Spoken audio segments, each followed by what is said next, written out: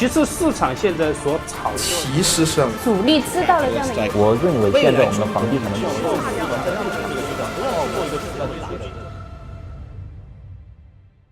好的，观众朋友，大家好，欢迎收看本期的古先生说。那么，随着全球经济的放缓，去年底的时候，我们似乎看到了各国的经济都开始步入了资本市场的寒冬。那么，如何应对这样的一个市场环境呢？我们的投资者朋友也是给出了一些很多的问题。那么，今天在我们的节目当中呢，也是请到了非常大咖的2位嘉宾做客我们的直播间，来和我们一起分享一下，在之后的一些经济环境当中，投资应该做到如何的一个进退有据。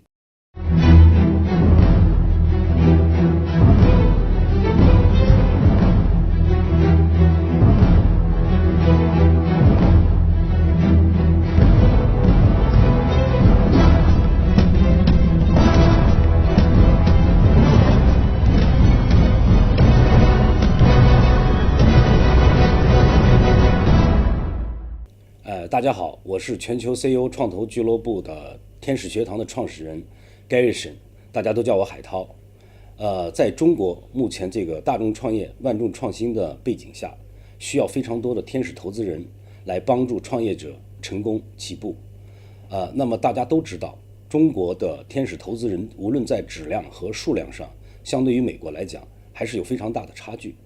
那么我们全球 CEO 创投俱乐部的天使学堂的目的就是要将美国成熟的天使投资的这些体系和一些有名的师资请进到中国，帮助中国的传统企业家做这个产品思维向资本思维的转变，发展更多的成熟的中国的天使投资人。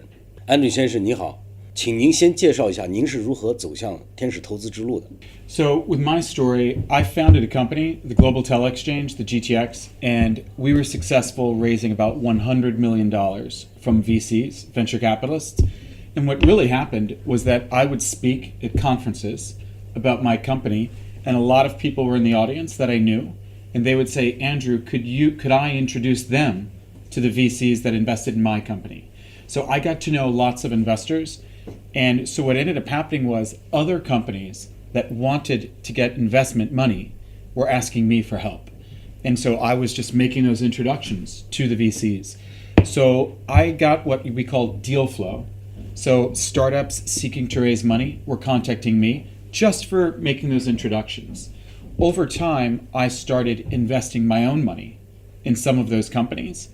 And then eventually, other people were asking me to help them invest in some of those companies.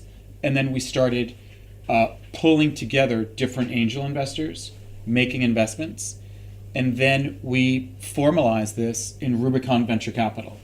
So today we've got a VC fund. I'm based in Silicon Valley in San Francisco, and Josh Siegel runs our New York City office. And I'm very excited to be here in China. And as you know, we're talking about how can we establish a VC fund for Rubicon here in China and make it work together with the United States and Europe.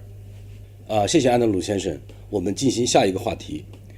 我看到您有很多基金的头衔，您对您以往的基金的投资业绩是否可以做一个点评？对哪些项目对你来说是值得最骄傲的投资？ My view on angel investing is really to do investments in a portfolio. So what we typically do is we'll invest in 25 different companies where each company by itself is risky.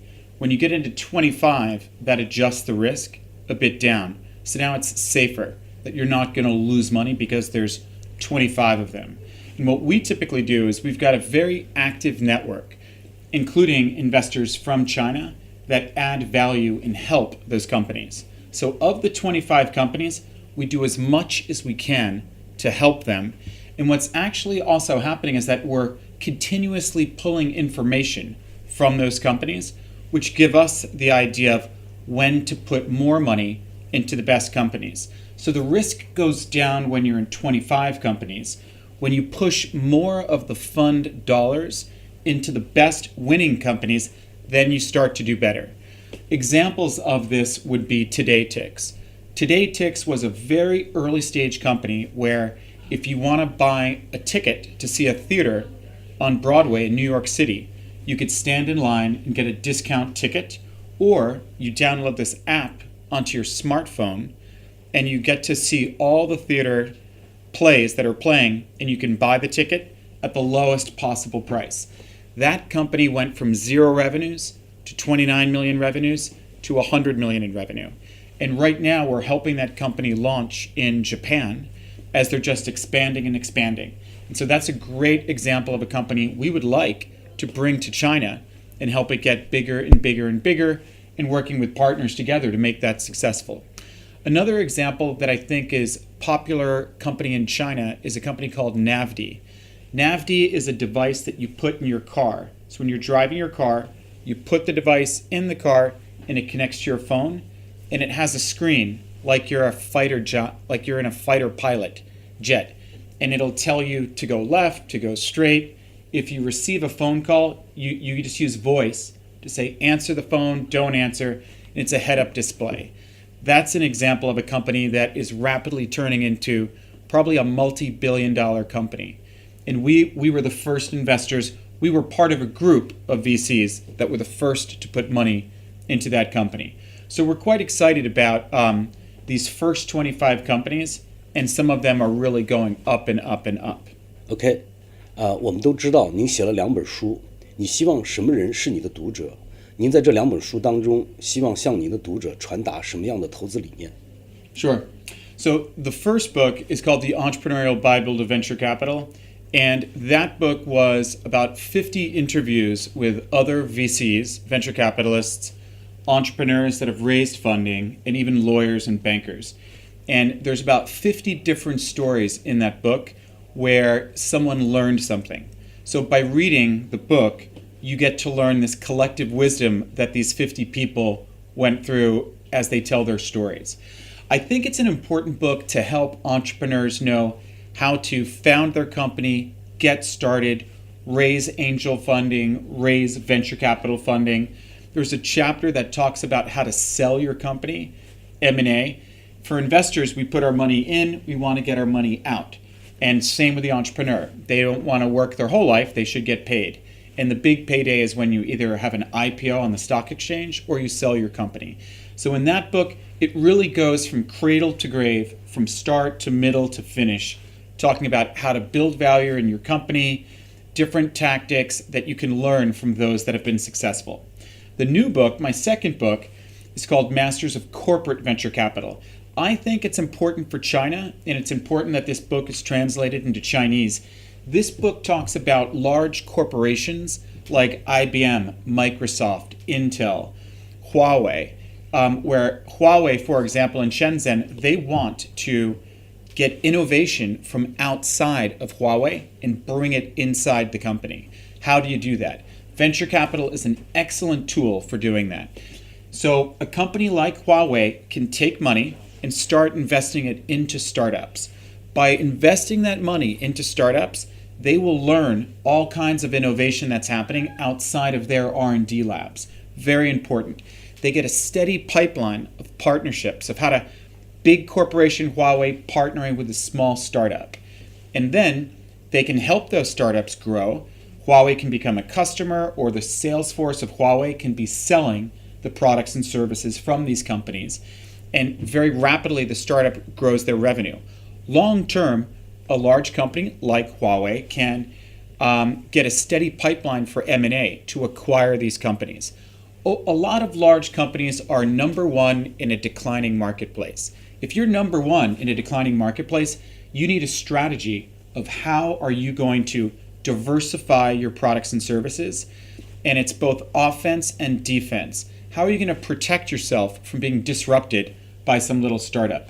Today, it takes less money than ever to launch a startup. There are a lot of investors like us that are ready to put our money and help these companies with our networks. And so I think corporate venture capital has, I have 50 case studies actually. So I interviewed over 100 large companies like IBM Ventures, Intel Capital, Salesforce Ventures, a long list, Qualcomm in the US, Japan, and Europe. Cisco tells their entire story in this book. So if you're a large company like Huawei and you're thinking about starting your own corporate venture capital firm, I think this is an important book to read. Another audience for this are VCs. Right now, today, about 20% of all venture capital financings have at least one corporate VC, a CVC. So if 20% have CVCs in it, corporations investing in the venture capital, it's something we need to understand better, and we need to do a better job at it. So the book shares wisdom and collective learnings from these 50 different CVCs, showing how they do it, and we discuss what's good and what's bad and what we can do better. So I think that it's important for society. If you look at China with a 5-year plan, how are we going to make a Silicon Valley in Chengdu, Chongqing, all over China? I think corporations are natural to get involved. If a corporation is located in, say, Saudi Arabia, it's more likely to see corporations driving venture capital.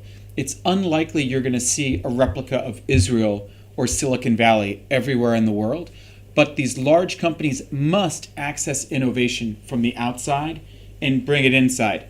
The good result is we get a lot of startups that are funded, they have cash, capital to hire people and make things, and they can get these partnerships to grow quickly, and ultimately they're going to be selling their businesses. So I like to position our VC fund as having all these relationships with the network so we can make connections, bring these CVCs to invest into our startups. Another thing is that these corporates, the first thing they should do is invest into a few VC funds. By doing that, they get immediate access to all of these startups that we've already invested in and that we're investing in on a day-by-day basis. So the audience for the book are large corporations thinking about a CVC, people that already have a CVC, financial VCs that want to see how can I work with them, and of course the entrepreneurs at the startups who should learn how can they raise money from these CVCs, how can they partner with them, and what mistakes to avoid. There have been plenty of mistakes, and we don't want to repeat the mistakes. So that's why I think the book is important. 非常感谢刚才 mp4 的畅所欲言。我们其实也经常有人说啊，这个投资呢 ，A 轮是看产品 ，B 轮是看数据，而 C 轮就是看到财务了。那么在下期的节目当中呢，我们的2位天使投资人呢，也同样将为大家带来非常专业和智慧的对于咱们投资理念上面的一些专业的评判。在下期的节目当中，也欢迎大家能够持续的锁定我们的节目。